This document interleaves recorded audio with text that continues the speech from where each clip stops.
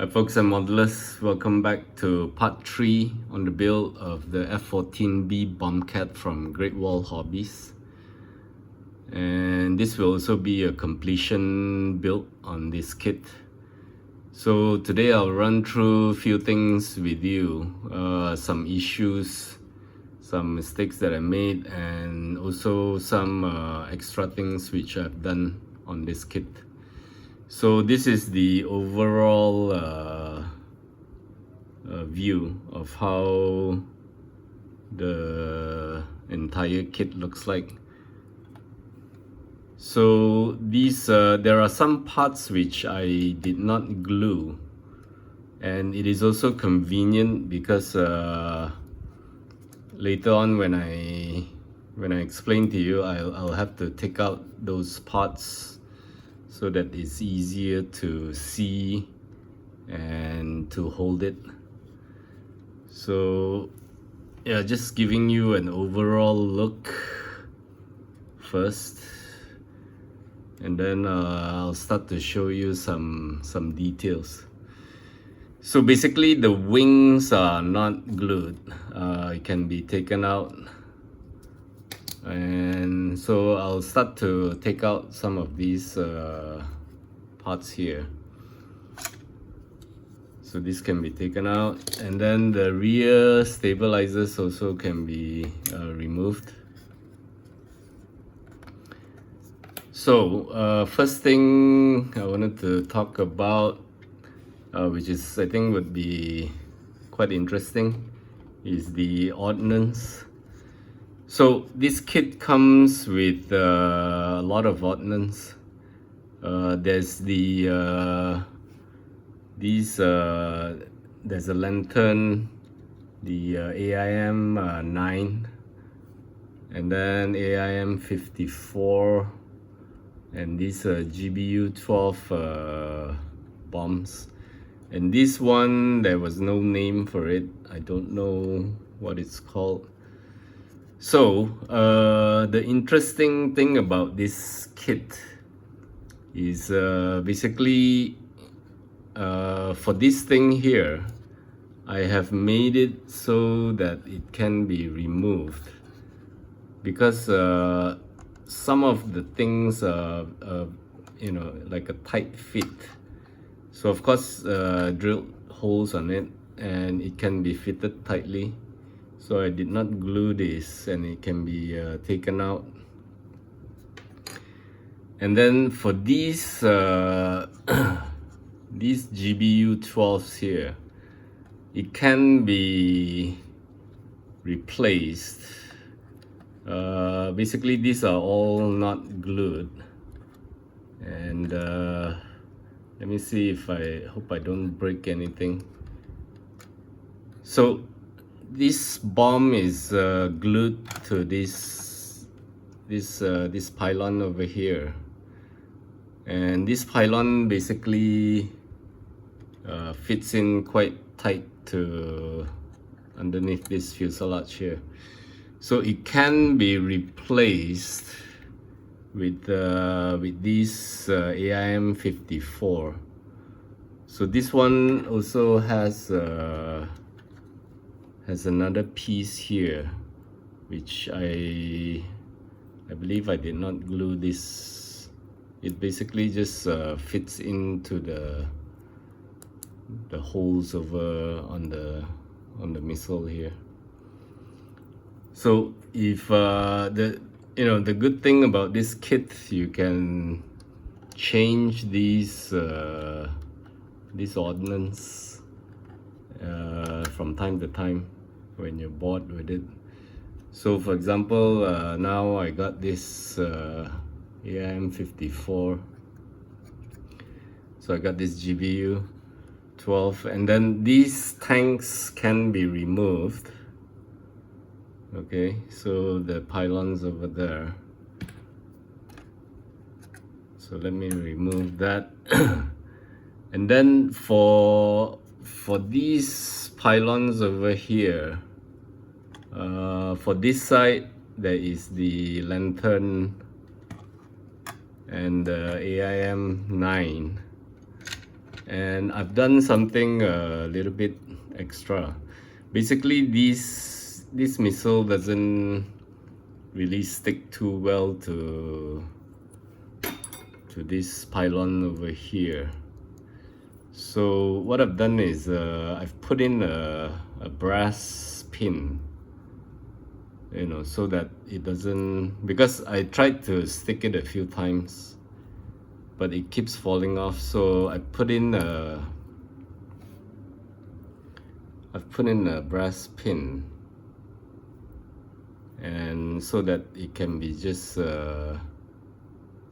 added in there, stick onto this thing here. Okay, I'm having problems seeing this, so let me just zoom it up. It's a bit hard to do this on camera. So, you know, once this is attached, doesn't really fall off.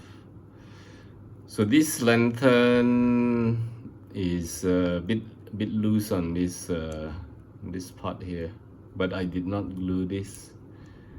Usually, if you want this to have a tighter fit, you just have to paint these pins a little bit, and it should be tight. Okay, and okay, so for this side, done something a bit interesting. So instruction informs to attach.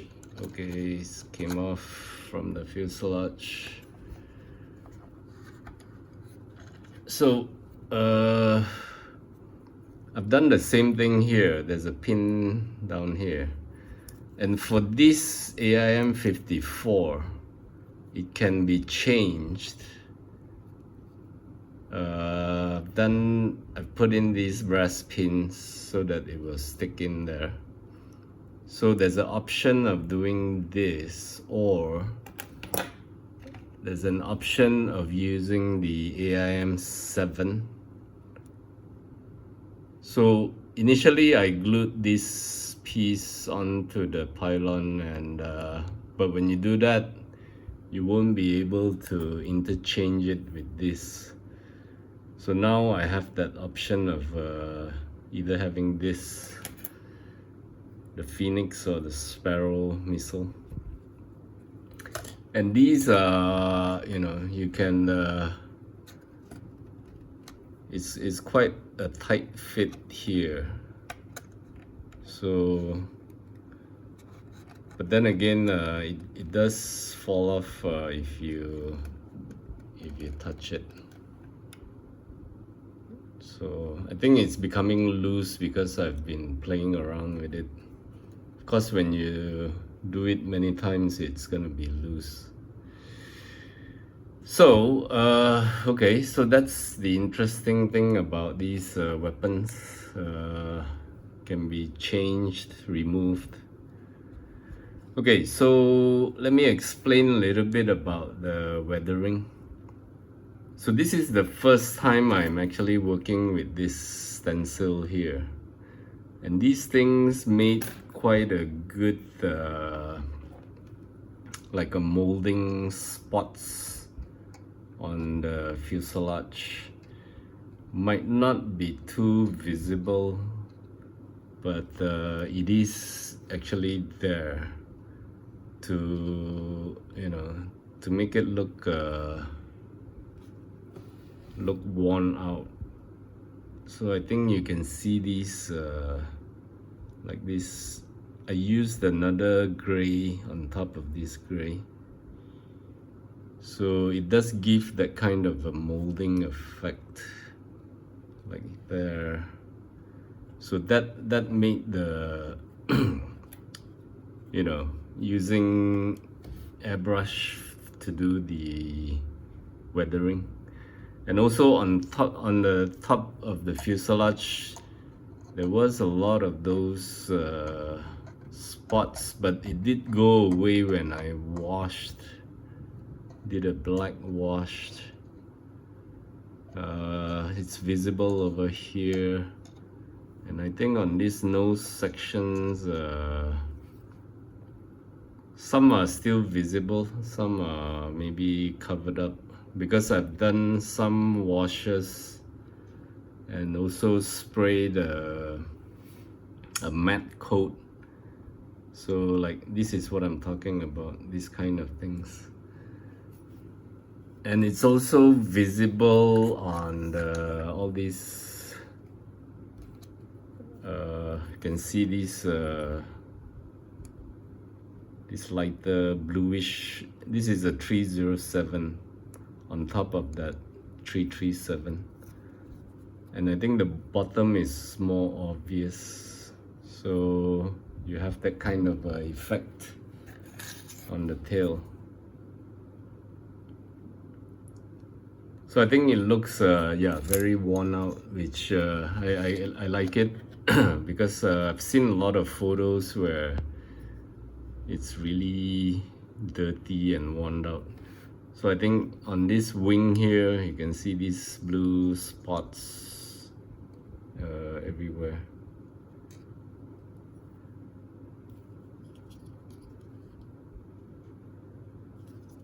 So this, yeah, that's the weathering that I've done for this kit. And then okay, so let's talk about some mistakes which I made, my mistakes. So these decals over here, when I was referring to the instructions, they look like that. Basically it's quite big, it's covering the entire section. But when I took it out from the decal sheet and placed it, it's actually smaller. So I did not know if it went to, it's supposed to go to this side or to the inner side.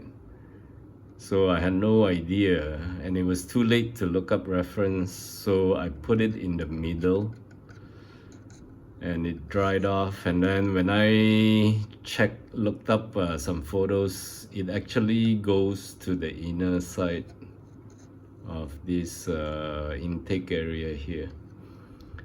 So but this is irreversible now, so I'm gonna leave it like that. So that's one mistake. And another mistake which I made was for this canopy, there is this one piece over here, and in instructions they do indicate to paint this black, but I painted it in the gray, the 307 gray. So what happened was, when I glued this piece, the entire inner section was gray, and I could not get a brush in there because although I can get the brush in there, it might not touch this surface. So what I did was cheated. I used the panel line weathering thing, just dab it in and let it seep into all the corners. And then this canopy line here, this is actually masking tape which I painted in black, and then I stick it because I did not paint that before I had assembled this. So yeah, that's, you know, the kind of mistakes. And you know, I guess once, if you're used to assembling jet aircrafts, you won't make that kind of mistakes. It's been a while for me, so it happened. And for this canopy, I can place it shut now, and of course I will position it in an open position, and actually it does stay up like that even without the shaft. So I'm not gonna glue this when I display it on the diorama. So that's the few things, some mistakes. And then actually these parts over here, the steps, it's not glued. I think at some point I can actually, if I want to close it, I can still close this. And there's another separate piece for this ladder piece, so I can take this one out and close it. And this piece did fly away, so this is actually just a plastic sheet. I just cut it into shape, but then later on I did find that there are extra of these parts, which is for the different version of the F14. So I found it later, but I did not use this. Just some difference on the surface, maybe some panel lines or rivet counters. So these are the extra weapons that I did not place. So yeah, so this is how I've done it. I got the air brakes open, and the intake looks like that. Basically it's white on the inside.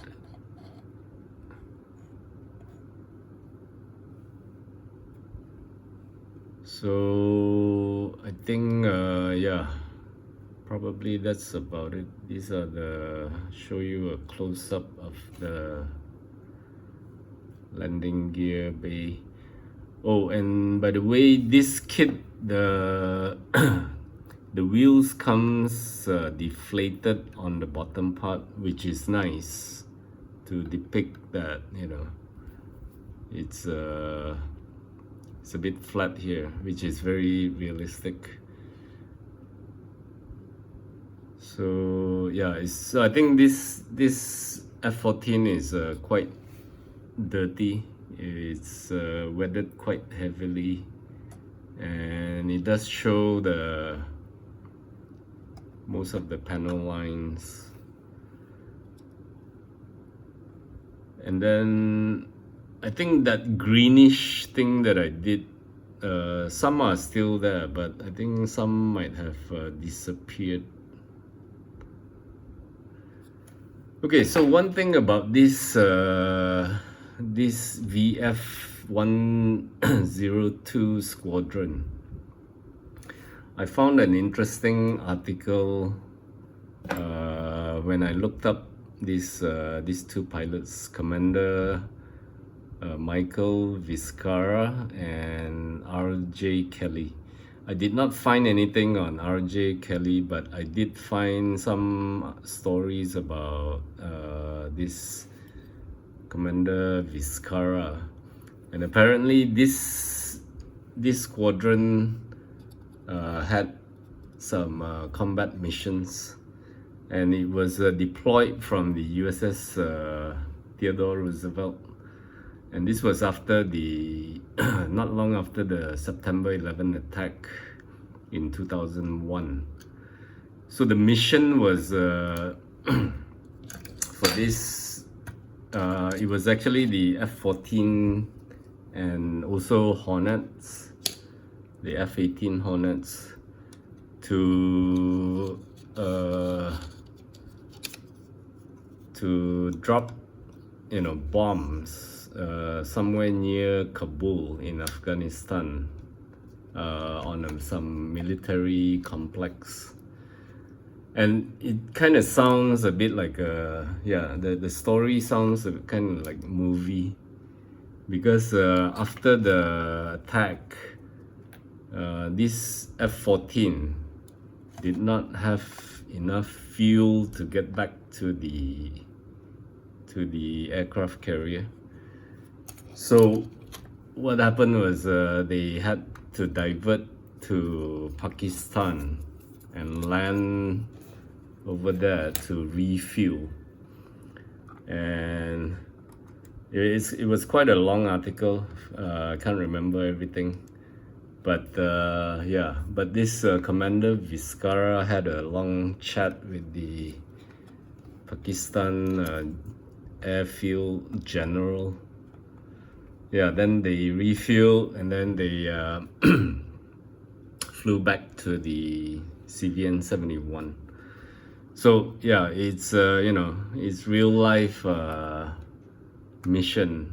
Sounds a bit like a movie, but yeah, it was real, and it happened. I'm pretty sure it was this particular version, the VF-102 and the 102 aircraft on the, I think the carrier wing was the CVW-1. So yeah, that was interesting. You can actually look it up. There are some articles on that, and that operation was actually called I think Operation Enduring Freedom. That's what they called it.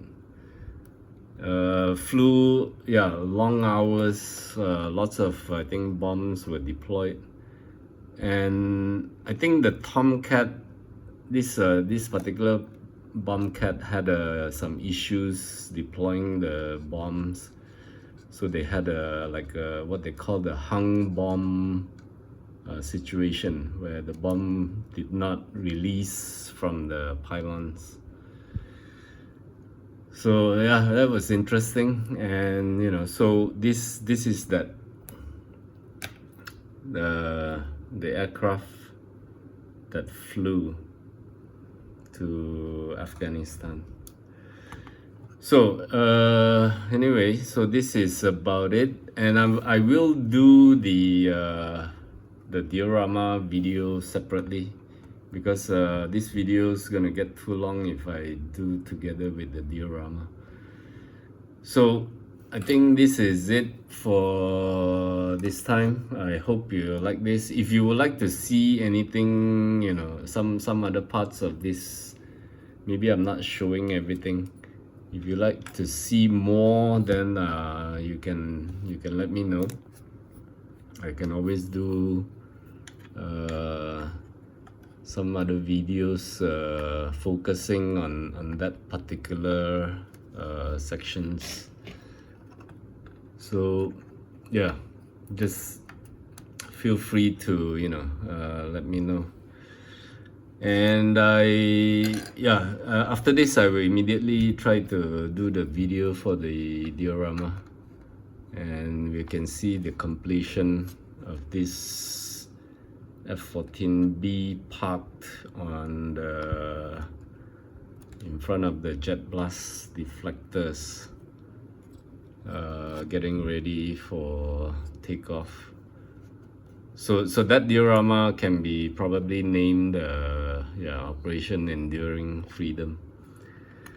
So I guess this is it for now. I hope you like this video. I hope there were some good points.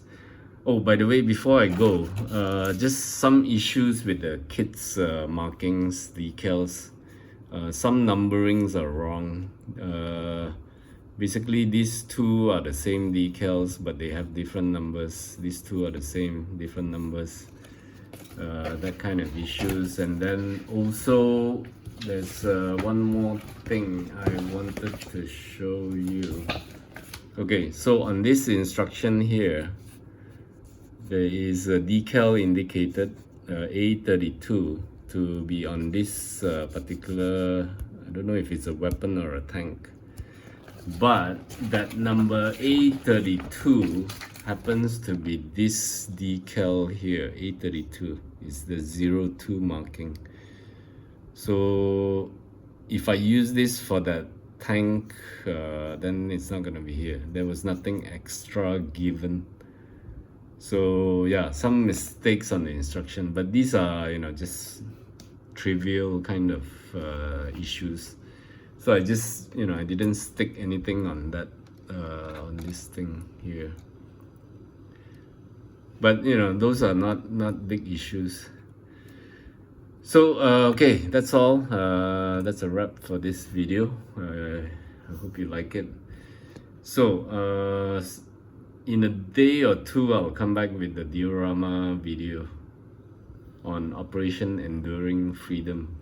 So until then, take care, happy modeling, cheers for now, goodbye.